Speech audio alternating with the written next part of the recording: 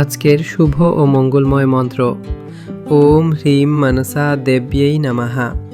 এই পবিত্র মন্ত্রটি নিবেদিত মা মনসা দেবীর উদ্দেশ্যে, যিনি সাপের অধিষ্ঠাত্রী দেবী এবং ভক্তদের রক্ষা, নিরাময় ও মানসিক শান্তির প্রতীক।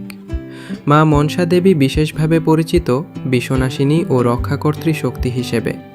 তিনি ভক্তদের শারীরিক বিপদ, মানসিক ভয় এবং অদৃশ্য অশুভ প্রভাব থেকে রক্ষা করেন। মা মনসা আমাদের শেখান, ভয়কে জয় করতে হলে প্রথমে মনকে স্থির করতে হয়।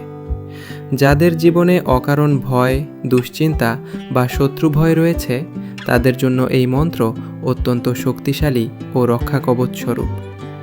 পুরাণ ও লোককথায় বলা হয়েছে, মা মনসা হলেন ভগবান শিবের কন্যা বা তার শক্তির প্রকাশ।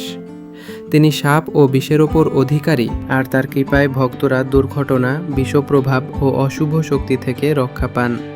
বিশেষ করে শ্রাবণ মাস এবং মঙ্গলবার বা শনিবার এই মন্ত্র 108 বার জপ করলে অকারণ ভয় ও মানসিক অস্থিরতা দূর হয়, সাপ ও ভীতি ও বিপদ থেকে সুরক্ষা লাভ হয়, মানসিক শান্তি ও সাহস বৃদ্ধি পায়, নেগেটিভ এনার্জি ও দুঃস্বপ্ন কমে, পরিবারে নিরাপত্তা ও শুভ শক্তি বজায় থাকে।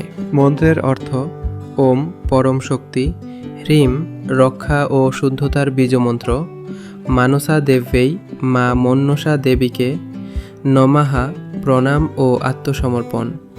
জপের সময় কল্পনা করুন, এক শান্ত সবুজ আলোর মাঝে মা মনসা দেবী উপস্থিত, তার চারপাশে নাগ দেবতার সুরক্ষা বলয়, আর তার আশীর্বাদ আপনাকে ঘিরে রাখছে নিরাপত্তা ও শান্তিতে।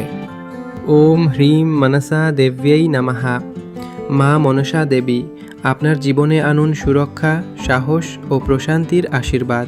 মনে রাখবেন, এই মন্ত্রের প্রকৃত শক্তি জাগ্রত হয় বিশ্বাস, ভক্তি ও নিয়মিত জপের মাধ্যমে। আর যদি আপনি এই দেবীর সাধনা ও তত্ত্বের গভীরে প্রবেশ করতে চান, তবে একজন যোগ্য আধ্যাত্মিক গুরুর শরণ নিন, কারণ গুরুর কৃপা ছাড়া শক্তি সাধনার পূর্ণতা আসে না।